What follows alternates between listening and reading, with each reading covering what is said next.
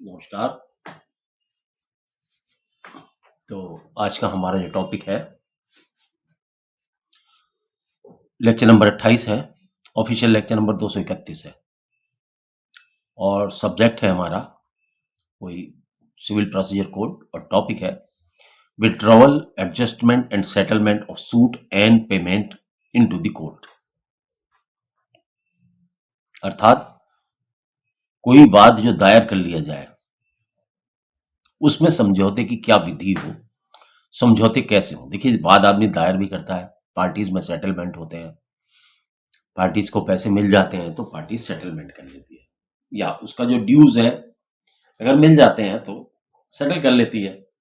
कुछ मजबूरियों में वाद डालने पड़ते हैं। तो अब ऑर्डर 23 व 24 जो है विड्रॉल ऑफ सूट के बारे में बात करता है। तो विड्रॉल ऑफ सूट दो तरीके से हो सकता है।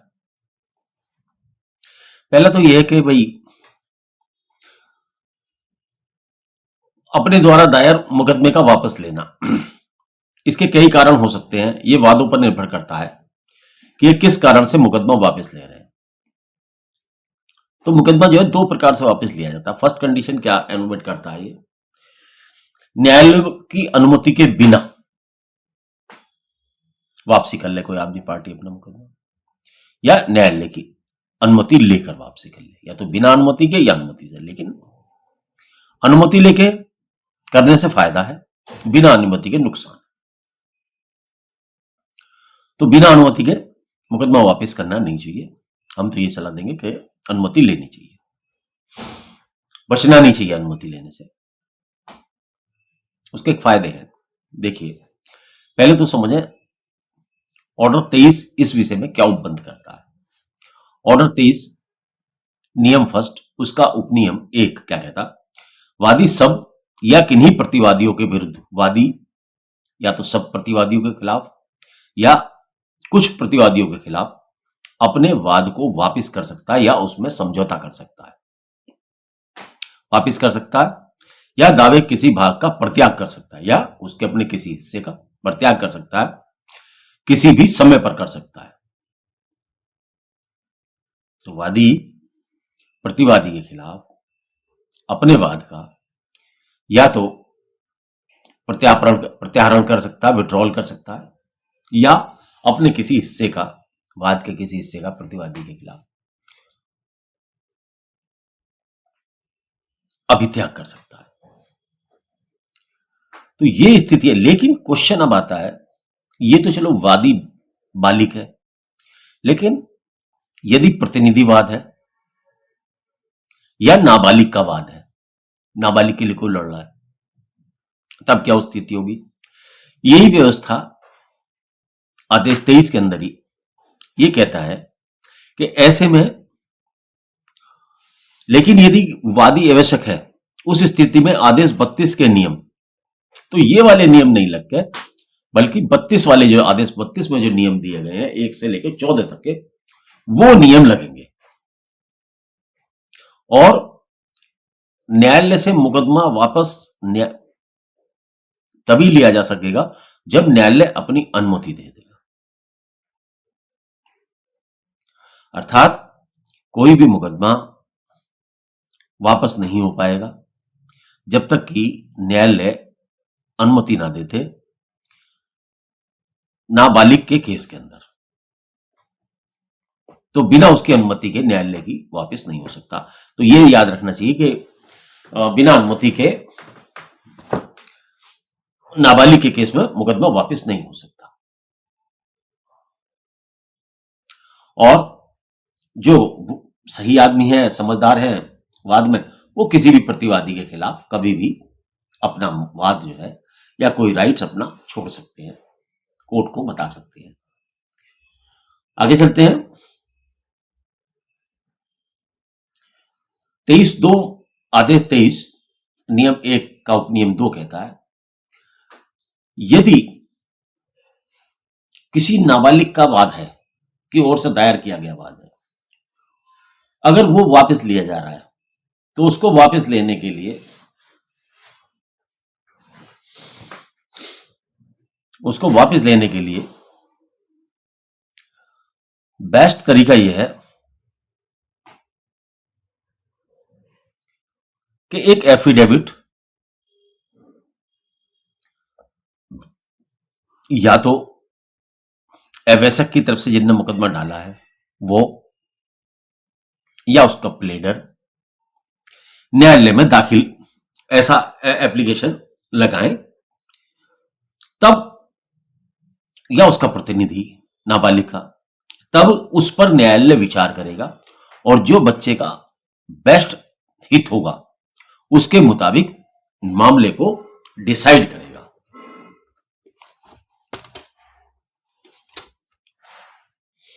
तो ये नाबालिग के और बालिग दोनों के संबंध में नियम बताए गए 23 के 1 के अंदर। अब आते हैं 23 के नियम 1 का उपनियम 3 की बात करते हैं। न्यायालय अनुमति देने से पहले निम्न बातों पर विचार करेगा। क्या क्या बातें हैं, जरा इन बातों को सुनो। किसी औपचारिक त्रुटि के कारण वाद निष्फल हो जाएगा। जो व्यक्ति वाद को वापस ले रहा है उसे लग रहा है कि उससे कोई ऐसी कमी रह गई है जिसके कारण से उसका वाद समाप्त हो जाएगा, त्रुटि रह गई है, उसे दूर करने के लिए ले रहा। नंबर 1 बात ये।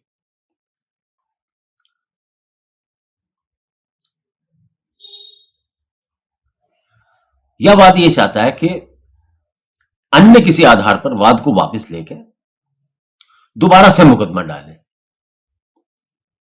विड्रॉल करे मुकदमे को और दूसरा मुकदमा डाले।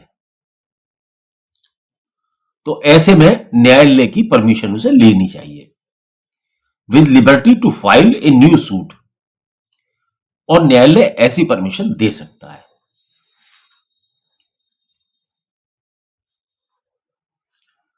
अच्छा, इसका जो उपनियम 1 है उसके अंदर तो जब वाद वापस लेता है या दावे के किसी भाग को छोड़ता है व्यक्ति, या तो वाद वापस लेता है या उसके भाग को छोड़ता है। लेकिन उपनियम 3 जो जिसका मैं जिक्र कर रहा हूं,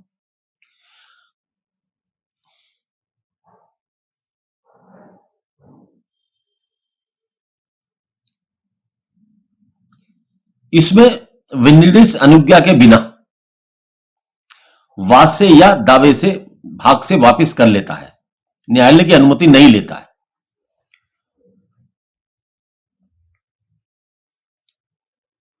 और जहां वादी ये कंडीशन चल रही है, जहां ये वादी जो है ये परमिशन ऐसी नहीं लेता है। अगर ये परमिशन नहीं लेता है, ये जो 3 में जो इसका जो उपसेक्शन 4 आए, 3 सॉरी, ये 3 उपनियम 1 और 4, ये तो 2 कंडीशन हो गई 3 की। आदेश 23 नियम 1 उपनियम 2 की 3 कंडीशन हो गई कि किन किन बातों के कारण से कोई व्यक्ति अपना मुकदमा वापस ले सकता है।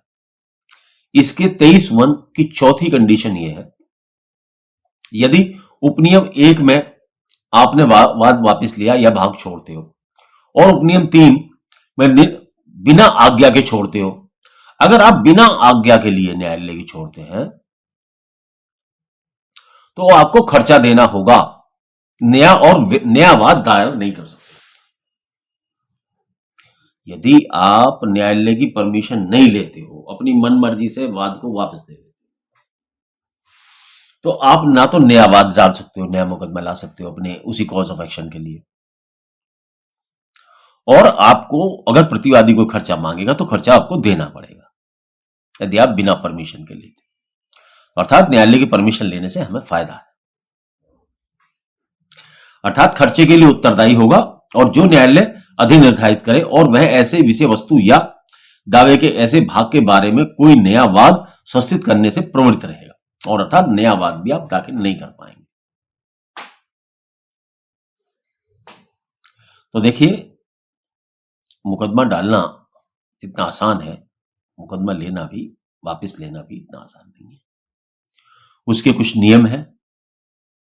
आपने प्रतिवादी को परेशान किया है और नया वाद अगर गलत, और एक और बात है या ये भी है कि आप अगर वाद पहली ड्राफ्टिंग यदि सही हो तो वाद को वापस भी ना लेना पड़े। वाद को वापस लेने की नौबत कब आती है? जब हमने गलत मुकदमा डाला, कंप्रोमाइज हो गया और बात है, फैसला हो गया और बात है। लेकिन हम जब इसलिए कि नया दूसरा वाद डालेंगे, इसका मतलब हमने कोई कमी छोड़ी है उसमें। तो वाद दायर करते वक्त ये सब चीजें ध्यान रखनी चाहिए कि हमें क्या रेमेडी, जल्दबाजी में मुकदमा दायर नहीं करना चाहिए। बस कहने का मारूजा ये है। आगे चलते हैं।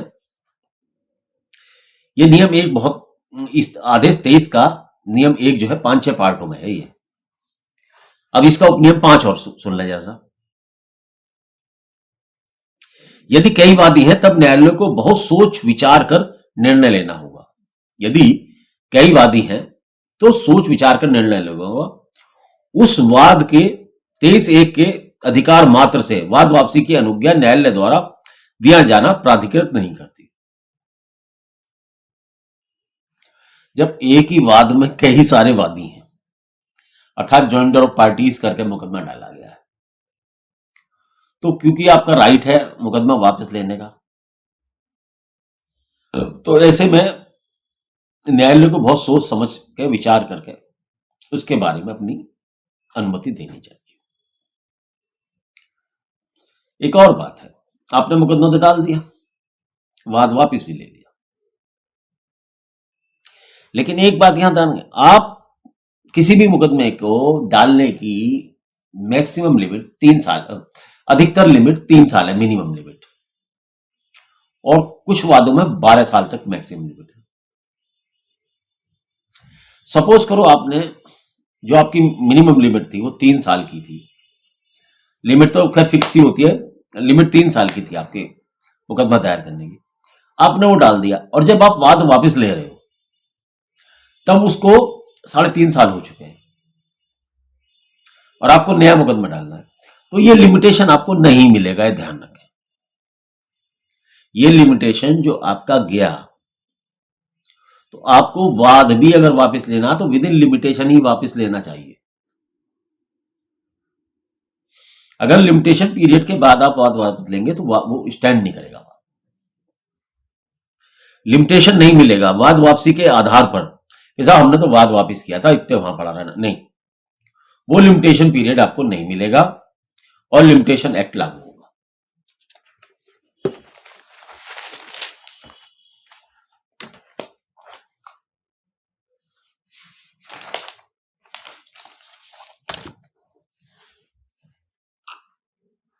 अब बाद में, ये तो था अभी तक बात करी हमने विड्रॉल ऑफ केसेस। अब हम बात करते हैं समझौते की।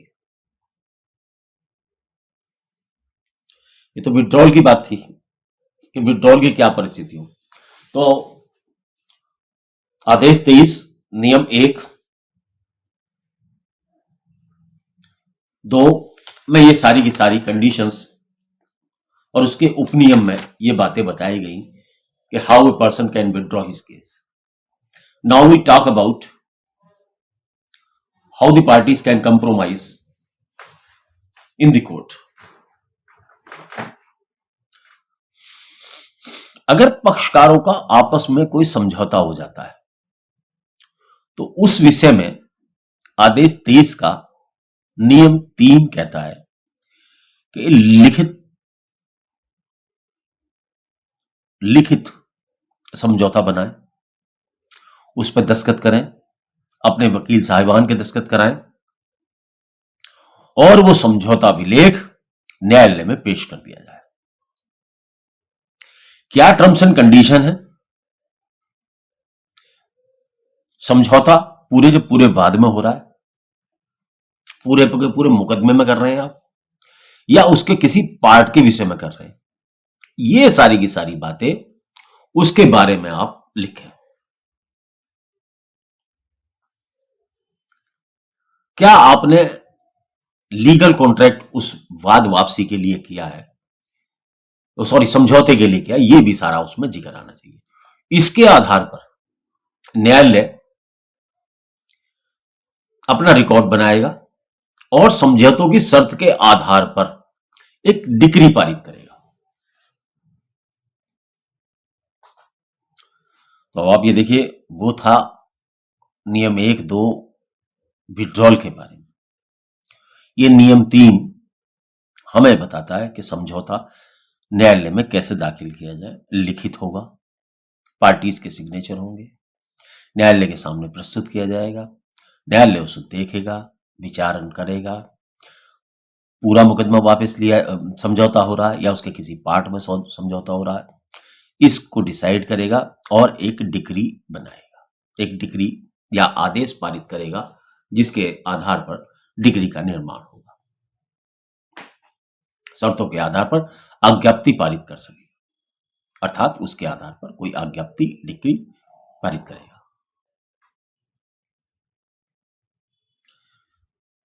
इसी में नियम 3A और आता है।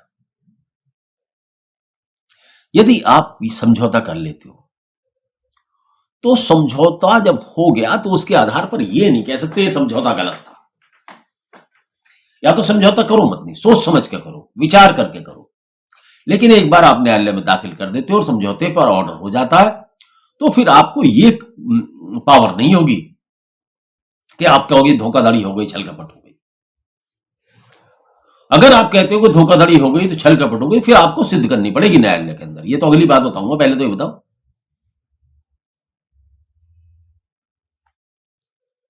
आपने अगर समझौता कर लिया तो समझौता हो जाने के बाद में आप नया मुकदमा नहीं डाल सकते। 3A के अंदर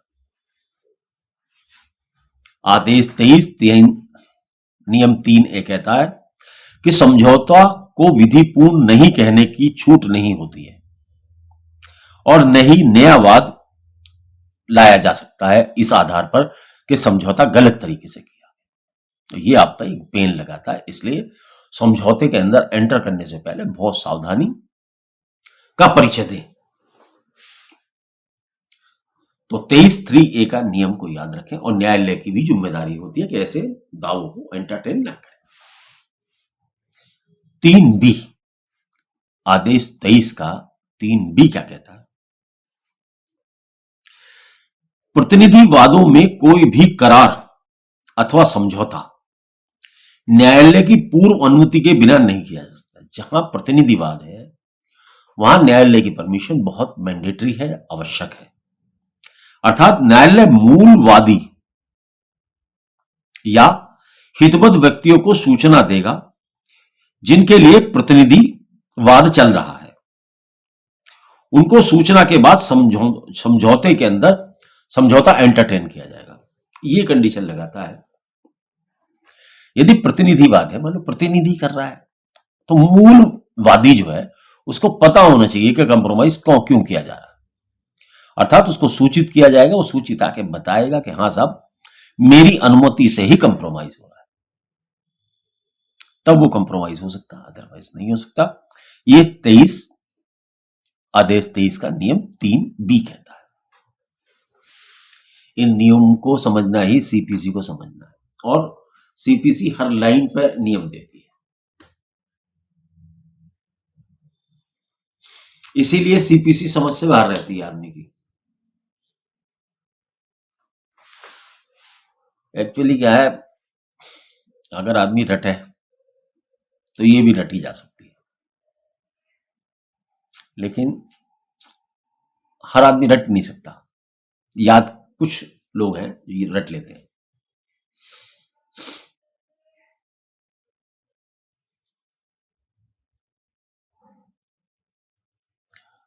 इस आदेश की कोई भी बात डिग्री या आदेश के निष्पादन की कार्यवाहियों को लागू नहीं होगी। इस आदेश की कोई भी बात, आदेश 4 कह रहा है ये, डिग्री या आदेश के निष्पादन की कार्यवाहियों को लागू नहीं होगी। विशेष इस संबंध में यदि कुछ आप देखना चाहते हैं, आदेश 21 के नियम 2 को देखें। वह धारा 47 में दी गई व्यवस्था के अनुसार काम होगा। अब कुछ मामले ऐसे होते हैं जहां विवादों के न्यायालय के बाहर समझौते किए जाते हैं।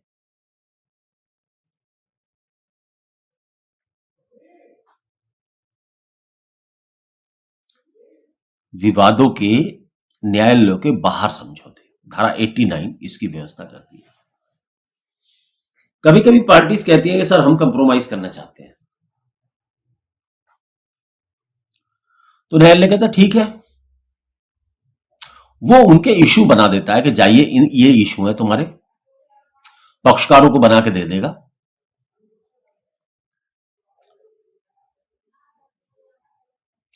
और ये कहेगा कि भाई जाओ, पहले तो पार्टी से डिस्कस कर लेगा, बताओ भाई तुम्हारे क्या क्या इशू हैं, अब तुम चले जाओ वहां पे, या तो वो आर्बिट्रेशन में भेज देगा, कॉन्सिलेशन में भेज देगा, या लोक अदालत में लगवा देगा उनके मुकदमे को, या मध्यस्थता के पास भेज देगा। आर्बिट्रेशन, कॉन्सिलेशन, लोक अदालत और मीडिएशन निर्देशित करेगा, और वादों को आर्बिट्रेशन या कॉन्सिलेशन एक्ट 1996 के अनुसार विधिक सेवा प्राधिकरण अधिनियम 1883 के द्वारा किया जाएगा। फिर इसको मैटर्स को, ऐसे मैटर्स को यहां भी भेज देगा, वहां वो डिसाइड कर देगा। एक बात यहां ध्यान रखें, जो ये कहता है कि ये समझौता मेरे से जो किया गया वो धोखाधड़ी और चाल कपट से करवाया गया, तो बर्डन ऑफ प्रूफ उस पर होगा, वो सिद्ध करेगी उसके साथ कपट हुआ तो हुआ कैसे।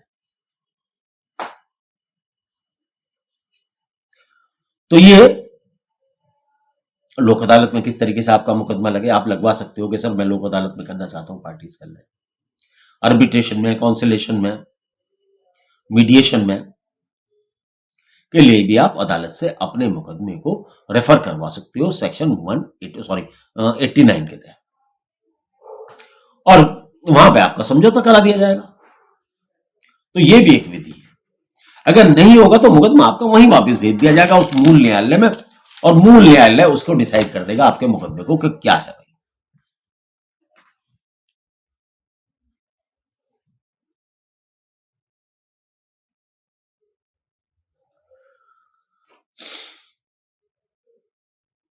ठीक है,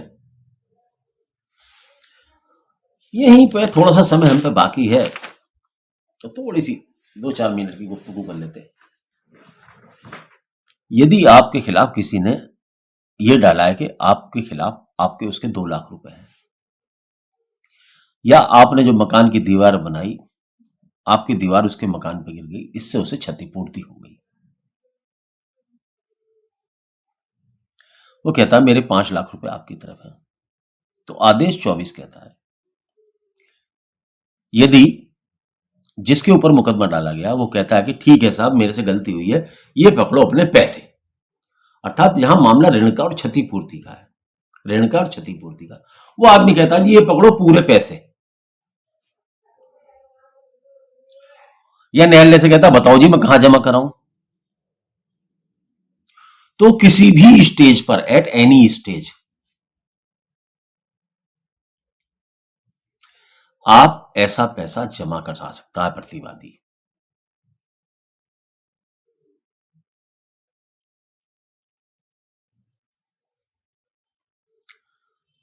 प्रतिवादी न्यायालय में पैसा जमा करा सकता है, और इसकी सूचना वादी को दे सकता है आदेश 24 के तहत। सूचना देने के बाद वो जो पैसा था उसका, पार्टी का, उस पर ब्याज दे नहीं होता, सूचना देना अनिवार्य है। यदि वादी राशि स्वीकार करता है तो न्यायालय उसको रिकॉर्ड करेगा, यदि धनराशि पूर्ण है तो वादी स्पष्ट करेगा, और बाकी के लिए वाद को जारी रख सकता है। यदि मालूम हो कि जमा की गई रकम वादी के संपूर्ण वाद की संतुष्टि के लिए थी, तो उसे जमा करने के बाद किया गया सब खर्चा वादी वहन करेगा। क्वेश्चन मीनिंग देयर बाय ये है, आदेश 24 ये कहता है यदि कोई ऋण से संबंधित या क्षतिपूर्ति का वाद है तो वाद की किसी भी स्टेज पर प्रतिवादी सारा का सारा पैसा जमा कर सकता है, और उसकी सूचना प्रतिवादी को दे सकता है न्यायालय के मार्फत। और ऐसी स्थिति में जैसी सूचना उसे मिल जाएगी उस दिन से ब्याज ड्यू नहीं होगा। बस कहने का मकसद ये है, ज्यादा बारीकी में जाने की जरूरत नहीं है, टाइम खराब होता है। अब आपको एक बार दोबारा से रिपीट करता हूं, बड़ा हल्के से, क्योंकि बताने में टाइम लगता है। आदेश 23 ये बताता है कि कोई आदमी अपना मुकदमा कैसे वापस कर सकता है, कोई वादी अपना मुकदमा कैसे वापस करता है। अगर कई वादी हों तो किस तरीके से वापस कर सकते हैं। वाद वापस करने के न्यायालय की अनुमति लेकर करने के और न्यायालय की बिना अनुमति लेने के क्या प्रभाव होते हैं, और वाद वापस लेने से लिमिटेशन का पीरियड नहीं मिलता। लेकिन यदि आप न्यायालय की परमिशन से वाद लेते हैं तो उसको कारण बताना होगा न्यायालय को, और उसका उसी आधार पर दूसरा वाद भी डाला जा सकता है यदि आप ये लिबर्टी लेंगे तो वाद वापिस किस लिए लिया जा रहा है ये आधार सारे बताने चाहिए। दो तरीके से वाद की वापसी होती है, एक न्यायालय को बता के और एक बिना बताए। जब बिना बताए करेंगे आप तो आप नुकसान में रहेंगे, बता के करनी चाहिए, उससे फायदा होता है। और आपको नया वाद डालना है तो उसके बारे में बताना चाहिए, और लिमिटेशन फिर आपको नहीं मिलेगा, लिमिटेशन नहीं मिलता है यदि। इसलिए वाद को बहुत सोच समझ के मुकदमे को दाखिल करना चाहिए। इसलिए ये नियम 23 आपके दिमाग में रहना चाहिए, 23 का 1 to 2 तक। 23 का नियम 3 जो है वो आपको ये बताएगा कि समझौता लिखित में होना चाहिए, पार्टीज के दस्तखत होना चाहिए, और एक बार समझौता हो गया तो ये नहीं कहा जा सकता कि समझौता बेकार है, इलीगल है, ये है वो है।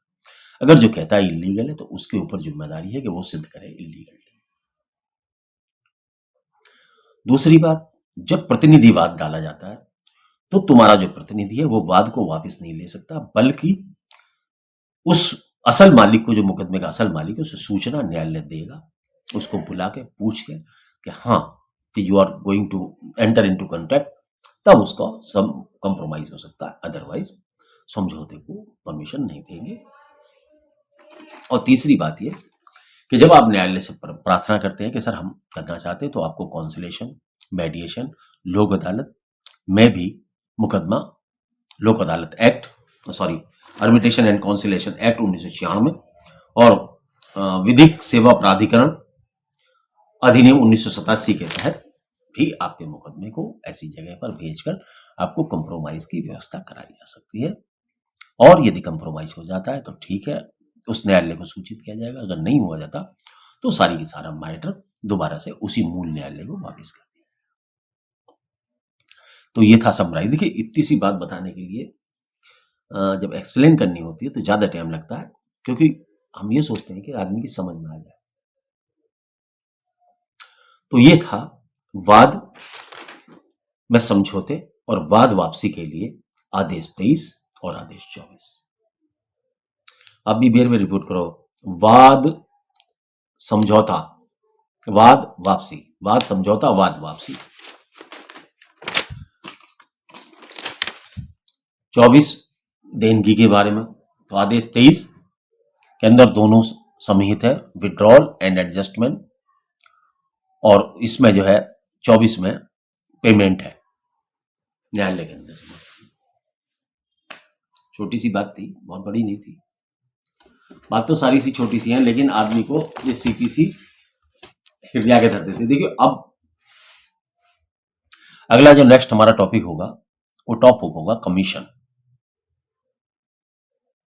कमीशन एक इंपॉर्टेंट टॉपिक है और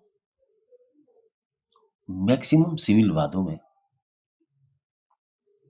कमीशन जारी किया जाता है, कई बार मौका मुआयना करने के लिए, कई बार समन्स सर्विस के लिए स्पेशल मैसेंजर के तहत, और कई बार गवाहों की गवाही रिकॉर्ड करने के लिए।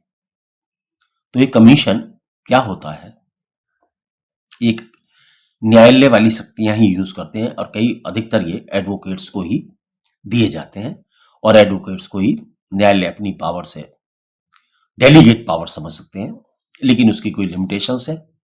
इसको नेक्स्ट टॉपिक में हम, जो हमारा टॉपिक होगा उसके अंदर हम आपको ये बताने की कोशिश करेंगे what is the meaning of commission and when commission can be shoot. तो thank you very much for kind hearing. नमस्कार, जय हिंद, जय भीम, जय भारत।